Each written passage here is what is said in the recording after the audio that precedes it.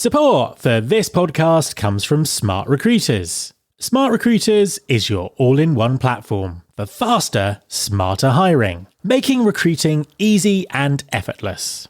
Smart Recruiters are making some big changes, revamping their user experience, adding AI features, and refreshing the UI. I know from experience that they truly are a company that really values the recruiter and the practitioner. They understand the intricacies of the recruiting business, and this has always been reflected in their functionality and customer support. So, it's exciting to hear that they're making a bunch of updates. If you're ready to be part of the future of talent acquisition, head over to smartrecruiters.com and find out what they're up to. Trust me, your team and your future hires will thank you. There's been more of scientific discovery, more of technical advancement and material progress in your lifetime and mine than in all the ages of history.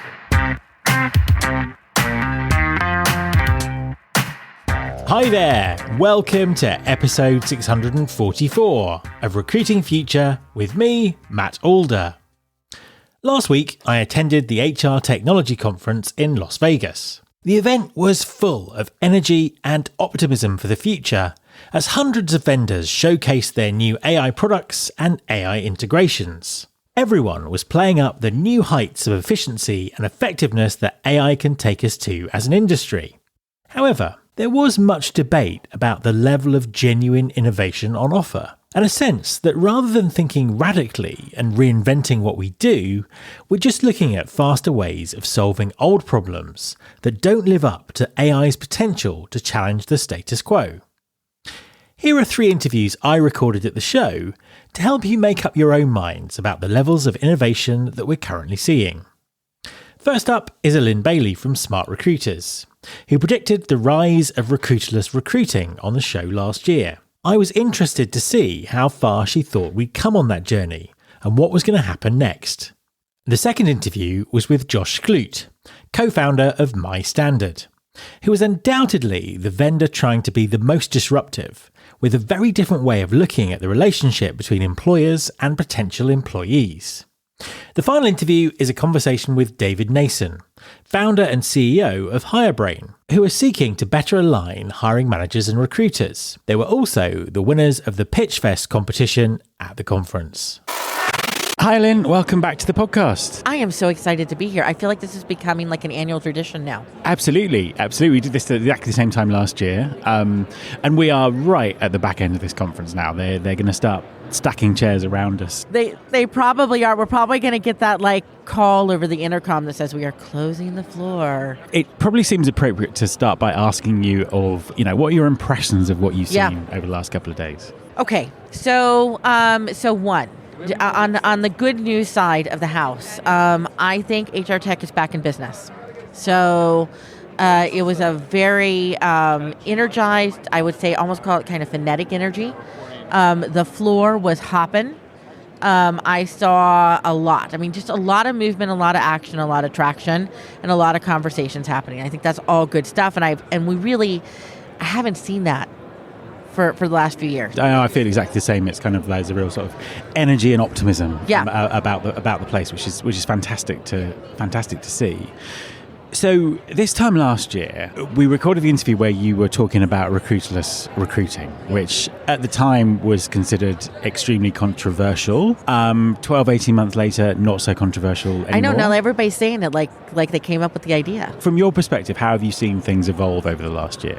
So listen, I think that it is clear now, right? That statement that there will never be as many recruiters as there were 24, 36 months ago is absolutely accurate. We all know it's true. The second thing I would say is the reality is companies have cut and shifted under a belief system that somehow they were going to be able to make up for that, either kind of with efficiencies around technology and kind of that kind of technology promise, which, by the way, was part of the reason for my saying that in the first place, because the capabilities were there, right? I think all the money people heard the capabilities are there and ran perhaps faster than they were ready to go. for two levels. One, actually three. One, you have to redefine your process for. You can't just. It's not just like a copy and repeat. Take the old manual process, half automated process, suddenly make it an AI-driven process.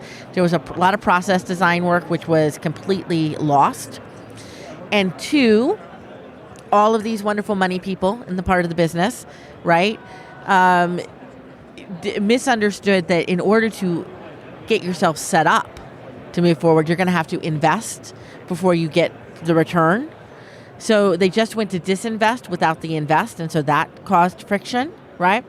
And then the third piece was for all the promise of what technology can do, and we're seeing it on the floor here today, and we saw it for the last 3 days, for what technology can do, it's not doing it yet because nobody's having the honest conversation that you can't do it the same way. It's not, you have to reinvent and redesign.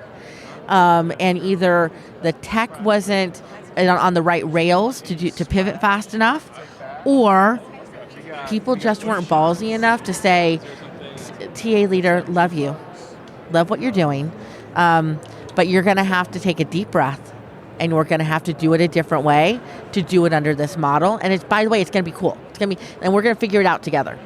No, I think that's a really good point. And a lot of the conversation now, to me, is kind of shifting from just talking about AI on its own and actually contextualizing it in this TA transformation. And as you said there, without going through the process change, without having the vision about what it looks like, then that's just kind of impossible. What would your advice be, and what is your advice to the sort of the TA leaders that you work with when it comes to this transformational process that they have to go through, even if they're just playing catch up to get back to where we are now? So I think, listen, at a base level, you're gonna have to open up your mind a little bit and allow yourself.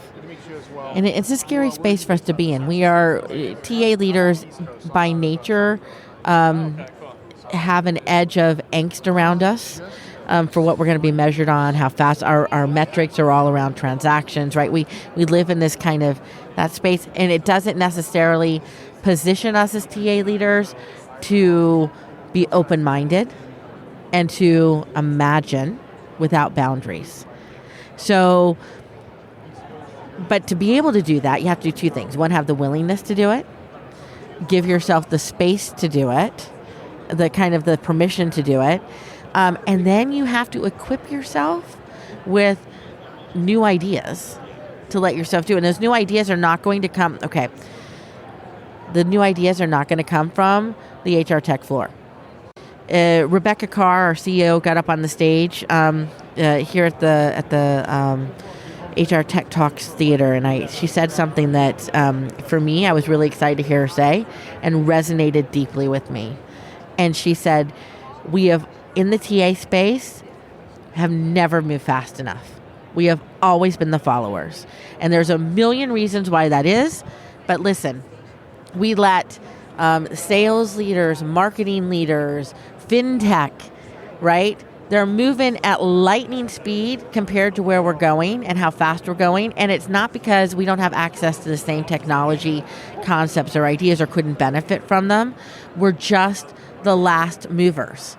And in the world that we're in today, whether it be because of the politics of the world that we're in today, the culture shifts that are happening, the reimagining of work that is happening, all these things that are happening to the core of what we're about, which is people and talent and how talent think and operate and et cetera, is so massive that we can't afford to be the last mover.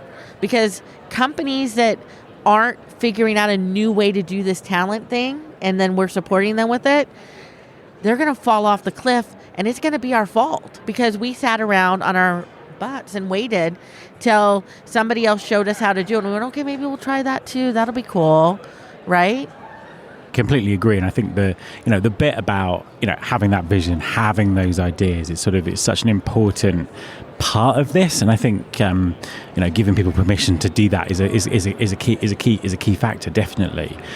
So, talking about visions and moving towards something. So, last year it was recruiterless recruiting. What is it this year? So, if we did this again in a year's time, what would we be analysing in terms of what's happening or where we're going?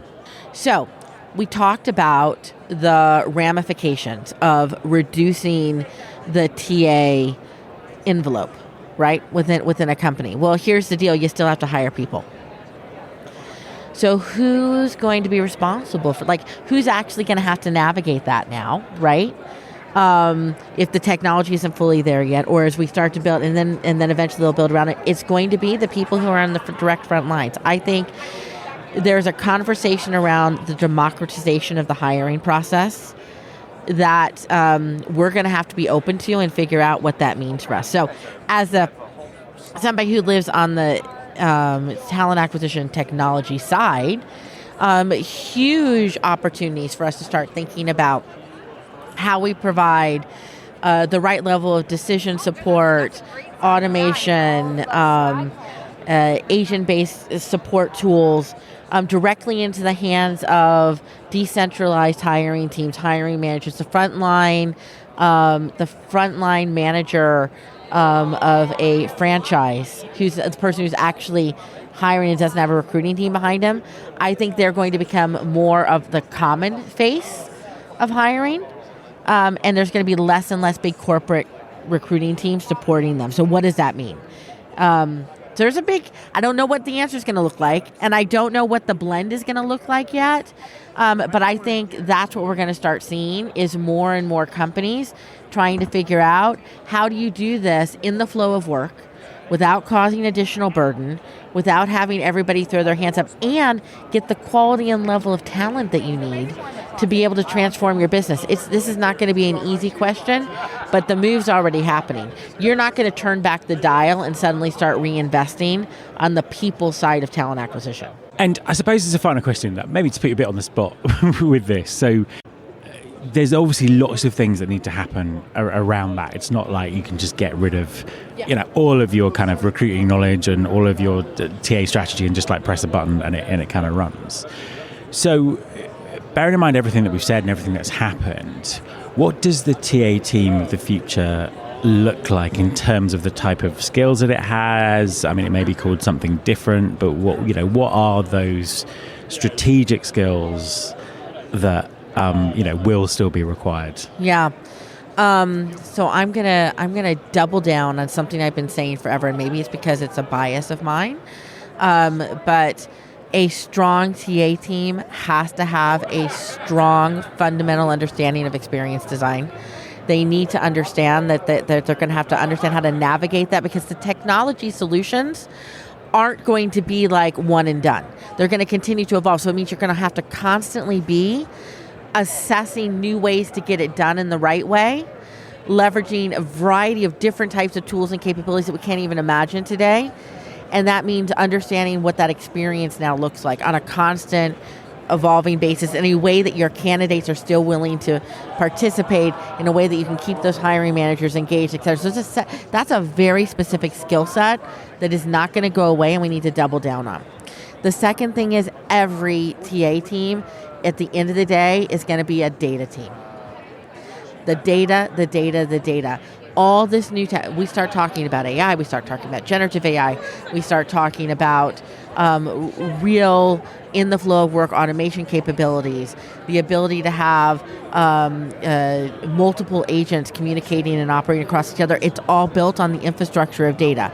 And what is the biggest challenge we have in TA, and we've had forever, is none of our systems talk to each other and the data doesn't connect, and we don't collect data and leverage data in a way that allows us to use it for smart, intelligent decision making. So it's only going to get worse when you start putting these systems on top of it. So you have to have really strong data analytics inventors. Data analytics inventors, not executors, right? And then you're going to need people who are amazing at next level stakeholder engagement. So these are people who can understand when they're working with hiring managers or business leaders, not just what they say, but what they mean, and can help direct them to something they didn't realize they could have. And that's a different level of stakeholder management. That's not being really good at being responsive or being really good, even being really good at creating a compelling business case. All those things are good, but somebody who's really good at saying, I heard you, I see your problem statement, you're translating it this way, I have this really interesting lens and background of knowledge, and I'm now going to recommend to you what we should be doing, and it's not like anything you've ever seen before, and come with me on the ride and trust me. That's a different level of collaboration and skill building within our teams. So there you go. I don't know what that team looks like. It's this really weird A-team. Now that I've just constructed it, I'm starting to imagine this really weird A-team. I'm probably aging myself as I say that. That kind of A-team. Yeah, right, exactly, that kind of A-team. I'm like, who's the Mr. T in that scenario? I don't know, but I think it's the analytics person.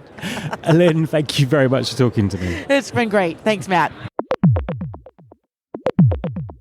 Hi, Josh, and welcome to the podcast. Thanks, Matt. Thanks for having me. Well, it's a pleasure to have you on the show. Please, could you introduce yourself and tell everyone what you do? Absolutely, Matt. I am Josh Skloot. I am the COO and co-founder of a Web3 alternative to LinkedIn called My Standard. That sounds intriguing. I want to know all about it. But before we do, though, give us a bit of an insight into your background. I've been in recruiting and talent acquisition for 20 plus years. Pretty much every format you can imagine. I've had my own recruiting agency, so I've done contingency search, I've done retained search. I've built talent acquisition teams from the ground up internally at both large companies and small startups. I've recruited everything from admin, receptionist to CEO, CTO. I've really kind of run the gamut of everything possible in TA prior to this current iteration with My Standard. Bit of an industry veteran in terms of understanding how it all kind of works and everything. Tell us about My Standard. So My Standard is, like I mentioned, it's a Web3 alternative to LinkedIn. We believe that the talent acquisition structure as it stands right now may very well be broken. It doesn't work very well. What I mean by that is if you look at LinkedIn, a typical LinkedIn profile or post put up by a company, if they're running a job advert, will have 9,000 applicants. That is untenable. Even with the best in AIs, if you're going to cut 90% of those people off of the list, you're probably cutting some good people out, but your recruiting team is still going to be dealing with an inordinate amount of people. With our product, you download the apps, which are right now available in both the Android Play Store and the iPhone Store. You put all of your professional data in that in your profile. It goes behind a wall that is encrypted. No one can see anything about you. There's no identity markers or anything. Company X, IBM, for example, who's on our board of directors. They need a software engineer in New York who makes $150,000 a year. You happen to be one of those people. You get a notification on your phone. Here's IBM would like to talk to you about this opportunity. Here's the job description. Would you be interested in sharing your profile, your data, with IBM? Yeah, you know what? I never thought about working at IBM, but why not? You swipe right. IBM receives that data. IBM then pays you for access to that data. So instead of continuing to go through a third-party abuser like LinkedIn, who is basically constantly using your data. I don't know if you noticed this, but the new thing is they have a toggle button about their AI where they're basically toggled on and you have to toggle out of it in order to remove yourself from their abuse of data. Instead of paying them, why not pay the people who actually own the data, the people who are the owners of their own identity, and give them some money for access to that data? What you're creating is a much stronger relationship between the company and the user. The company is happy because they're getting a fully packaged, fully vetted candidate. They have a much smaller number of applicants as opposed to an obscene amount.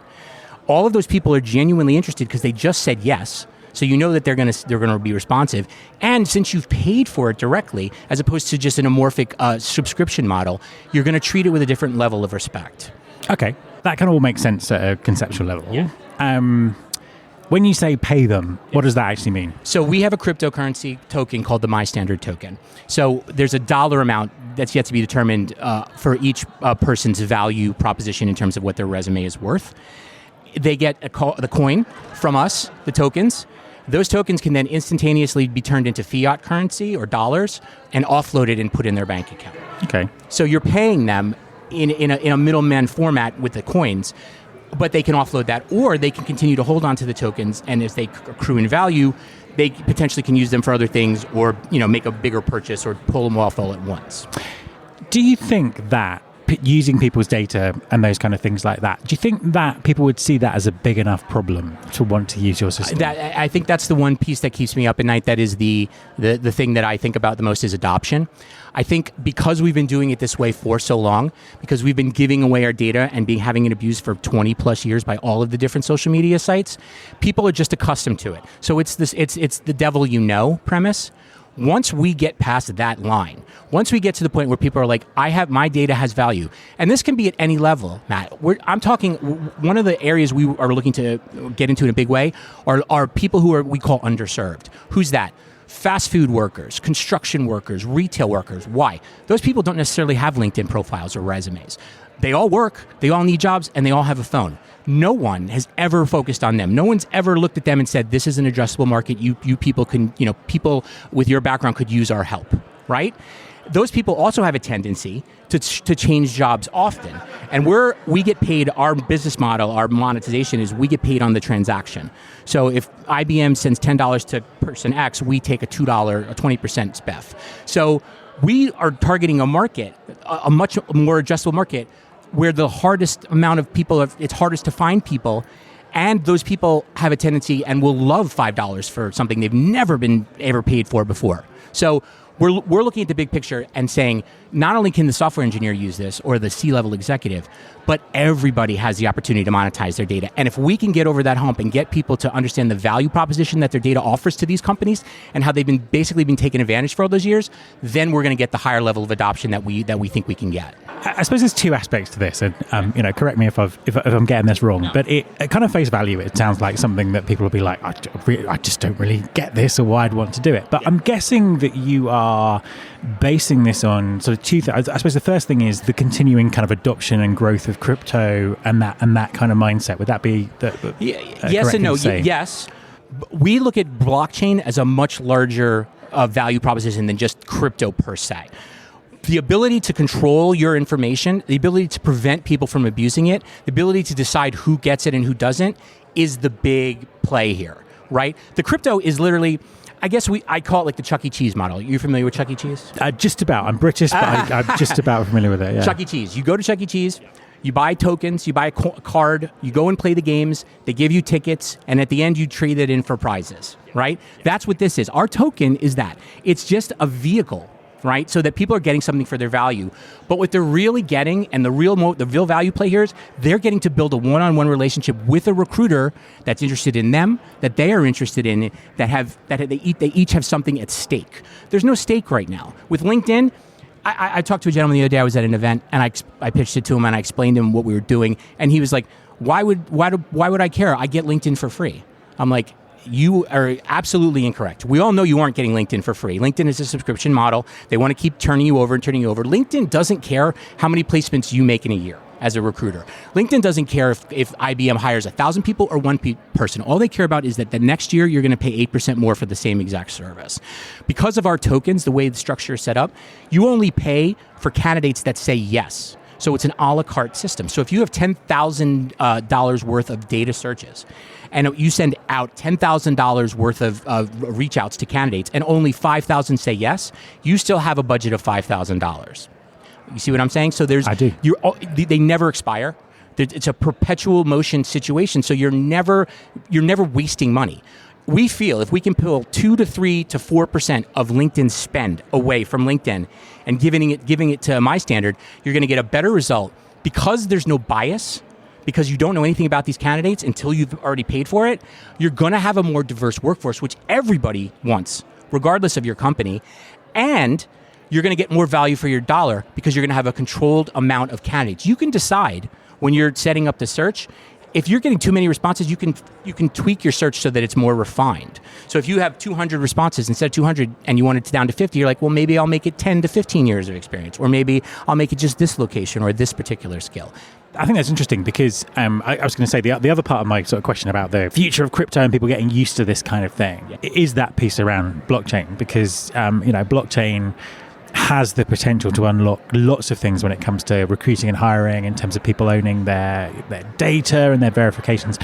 Give me kind of your vision for the future of hiring with kind of blockchain sitting there. Great question. So one of the pieces of the puzzle that we offer that no one else is offering and that blockchain can offer are what's called zero knowledge proofs of people's professional credentialing. Where'd you go to college? Me? Yeah. I went to the University of Winchester. You went to the University of Winchester. For your whole life, you will have gone to the University of Winchester. Every job. Well, it changed its name, actually. Okay. but yes, absolutely. Premise, right. You understand the premise. Yeah. So every job you've ever applied for, they go through the process of interviewing you. They get to the end of the interview. They want to make you an offer. They say, okay, we need to do a background check. So they're going to call the University of Winchester. There's some 23-year-old kid on the other end of that call who has to say, yes, he went here, yes. That's all he does. It is the most inefficient system of all time. Why not have it so that when you set up your My Standard profile, you can reach out to the University of Winchester and say, can you send me a proof, a copy of my degree, my diploma, whatever, any credential, and it's in your profile. So that when IBM reaches out to you, they're getting a fully packaged, verified candidate before the interview even starts. So think about that in a bigger picture. One of our investors is the Cancer Treatment Centers of America. They lose 60% of the candidates for nursing who interview after the interview. Why? Their license is out of date. It's out of state. It's in the wrong discipline. They spent all this time and effort and all these man hours driving this process only to find out it falls off. If at the very beginning of the process, they had this person's fully vetted profile in front of them, and this is something that blockchain offers because of the verification process, they would then interview the candidate fully confident that this person, if they like them, is ready to go. You're saving hours and thousands of man hours and therefore dollars in a vetting process that should take place at the beginning of the process as opposed to the end. Josh, thank you very much for talking to me. Great. Thanks for your time, Matt. Hi, David, and welcome to the podcast. Thank you so much. I appreciate you having me. Well, it's a pleasure to have you on the show. Can you introduce yourself and tell everyone what you do? Yeah, absolutely. Yeah, my name is David Nason. I'm the CEO and founder of HireBrain, and we are a hiring enablement platform. And we've built a suite of applications for hiring managers to use before, during, and after a hiring cycle to ensure the highest probability of success. Now, you've just won PitchFest. Yes, thank you. HR Tech. So Yeah. how does that feel? It feels amazing, honestly. It was a surprise. Some ways feels validating, when you get out there and work really hard to build something and create something, from scratch, and to see it recognized as the value that we see it as, I guess, really, right? Tell us a bit more about what it does, what's innovative about it, how is it meeting the sort of the demands of a very changing industry? Yeah, thank you for that. I think a couple things. So I grew up in talent acquisition. I started as a recruiter a million years ago, ran a recruiting search firm. I went to Oracle, ran go-to-market recruiting there, global organizations at Cisco and Infor as well. So in a lot of ways, sometimes I describe it as the product or the solution or the platform that I always wished that I had when I was running TA. So change in corporate organizations is super hard, right? And the only way that we have ever been able to really do that with a hiring organization, changing or influencing or helping them to hire well, right? Especially in changing business conditions, was to do it effectively manually, right? We fly around, we build PowerPoint presentations and so on, right? And so the idea here was that, there's not really anything for them to use during the hiring cycle. It's all manual, Excel spreadsheets, Google Docs and so on. So to have a platform that they can use to complete anything that they need to complete, like during a hiring cycle, to help and also to influence the way that they think about hiring, right? So that fundamentally the idea is, and what we are accomplishing is, we're shifting the way that people think about hiring from a traditional laundry list of things that you want to see in a candidate to a future-facing view of a job with a tool. The first one is called role design, where they can actually design a job. And we've discovered that hiring managers, they love designing jobs. They don't like writing job descriptions. That makes sense. Yeah, absolutely. And talk us through the rest of it. What's the rest of it? So literally from the beginning, right, whether they started in role design, there's 3 journeys. The other thing that we built, one of our original idea and strategy, is that we've infused knowledge, leadership, and learning inside of the business application to do the job. So, God love you guys, but Salesforce doesn't train anybody how to be a great salesperson, right? But our software does. We train business leaders on the fundamentals on how to execute hiring cycle, the science of decision making, how we make decisions about other human beings, how to design a job, how to decide, as opposed to thinking about things again as something you want to see in a candidate. We always say, though, what are you looking for? Well, what we talk about or what we ask for is, what are the objectives of the position? What are the business challenges that you're solving for by hiring? What are the new things you're trying to create by hiring? And then create a 30, 60, 90-day, 6 month, 12 months, and beyond 12 months role. And through that process, and the third journey, if you will, is our intake technology.